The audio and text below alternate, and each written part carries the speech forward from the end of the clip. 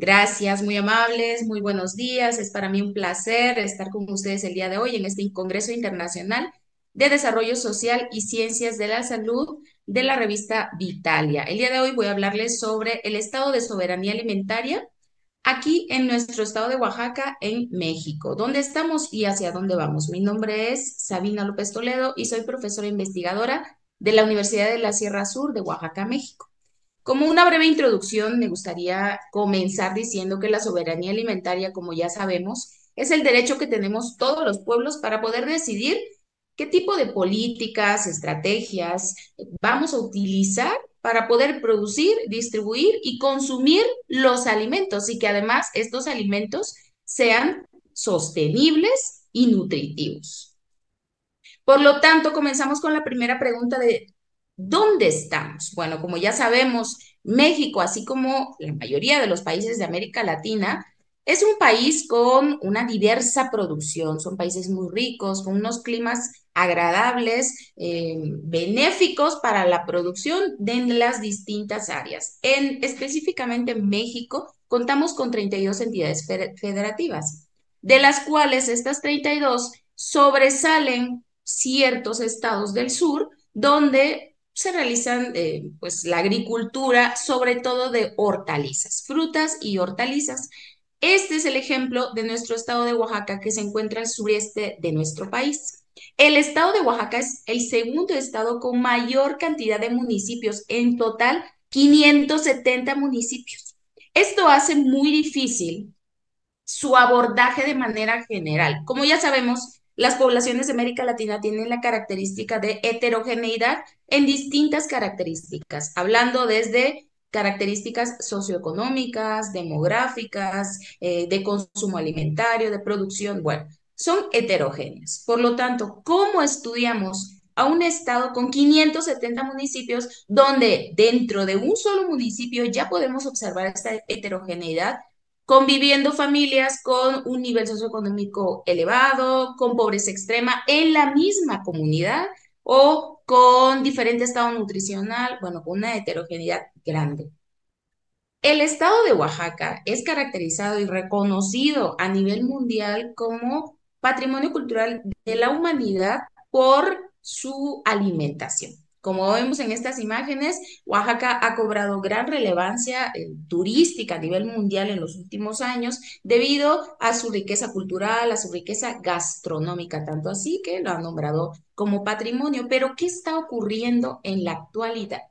Bueno, por un lado tenemos del lado izquierdo de su pantalla la producción agrícola. Como ya había comentado, Oaxaca, siendo de estos estados del sur, sí tiene una gran producción agrícola. Sin embargo, por el consumidor, que es quien finalmente tiene la decisión de elegir qué es lo que va a consumir, que es parte de este concepto de soberanía alimentaria, gran parte de esta producción agrícola termina desperdiciándose. ¿Esto dónde lo podemos observar? Bueno, aquí en la comunidad donde nos encontramos, que es Miahuatlán de Porfirio Díaz, que es donde está la Universidad de la Sierra Sur, dentro de Oaxaca, existe un mercado de los lunes donde vienen distintas poblaciones aledañas a ofrecer sus producciones, sobre todo de frutas y de hortalizas.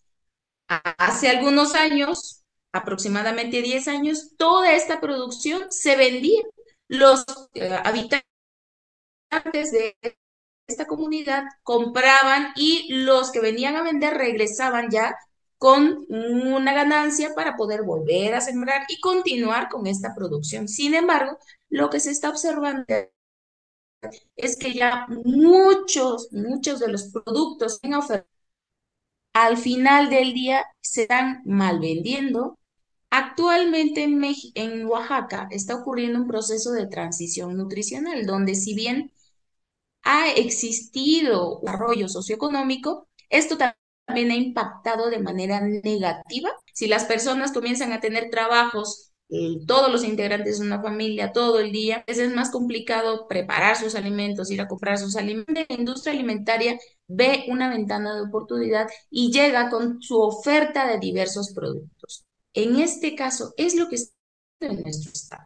A pesar de que nuestro sistema tradicional de alimentación es riquísimo, es abundante, es económico, es nutritivo, es sostenible, estamos yéndonos hacia la otra parte de los alimentos ultraprocesados. Es al final el consumidor, somos provocando que vaya incrementando cierto estado de malnutrición en la población.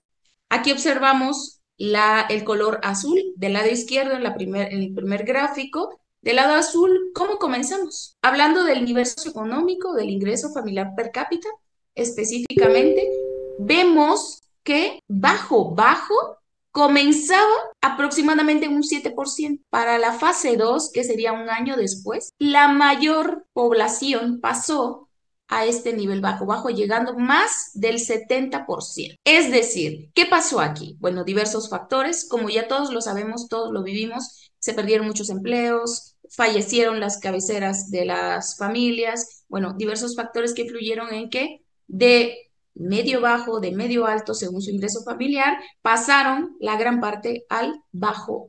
Por otra parte, ¿qué pasó con el acceso a los alimentos? El acceso a los alimentos lo medimos con el cuestionario ELSA de la FAO. Decidimos elegir este debido a que nos facilitaba la comparación con otros países de América Latina. Por lo tanto, vemos aquí lo mismo. En marzo del 2020, al comienzo de la pandemia, observamos un porcentaje de seguridad alimentaria en estas familias del 80%. La seguridad alimentaria disminuyó al 18% un año después. ¿Y qué aumentó? Pues vemos inseguridad alimentaria leve en rojo, moderada e incluso la grave llegando casi al 10% de estas familias. Esto quiere decir que al menos ese 10% de familias pasó un episodio de hambre, no tener nada que comer durante esta fase de máximos contagios. ¿Qué pasa con el consumo alimentario? Bueno, aquí vemos dos gráficos. Del lado izquierdo estamos representando los alimentos saludables, los alimentos recomendables, como las carnes, cereales, leguminosas, verduras y frutas,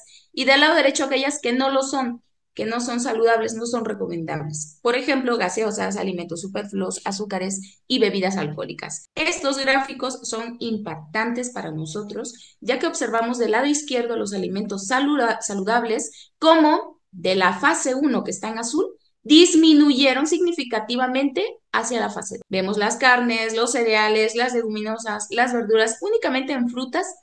Ya en la primera fase ya no se observó un consumo adecuado, digamos, estaba por debajo de lo recomendable, por lo tanto su disminución no fue significativa, pero aún hubo disminución. Y por otro lado, caso contrario completamente, observamos el lado de las gaseosas que está en el lado derecho, de la fase 1 que fue al comienzo en azul, a la fase 2, que sería la fase de máximos contagios en rojo, observamos un incremento significativo, exponencial. Quiere decir que se multiplicó por hasta 8 veces su consumo.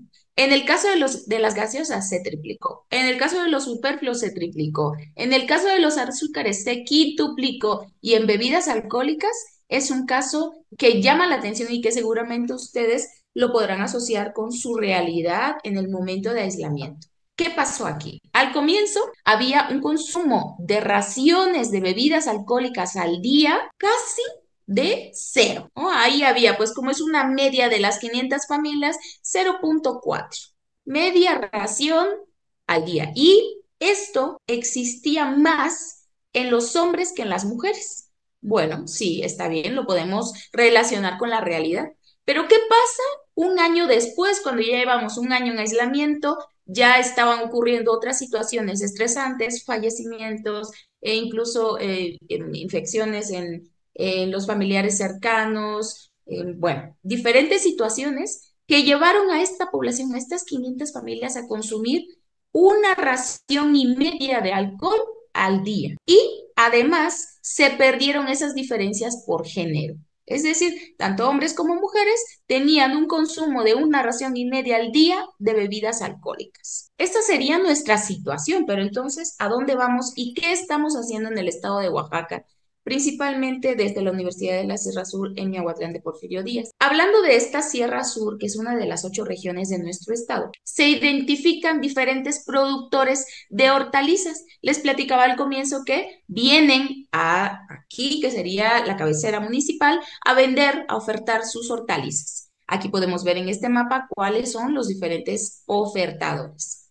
Para esto, según los resultados que obtuvimos, las urgencias en el apartado nutricional, pues era definitivamente intervenir para solucionar este consumo alimentario de alimentos no saludables y favorecer aquel consumo de los alimentos saludables, con lo que hicimos una alianza. Estamos trabajando en la construcción de una alianza entre la institución educativa, que somos la UNCIS, el gobierno municipal, en este caso de Miahuatlán de Porfirio Díaz, y también estas comunidades productoras. ¿Por qué?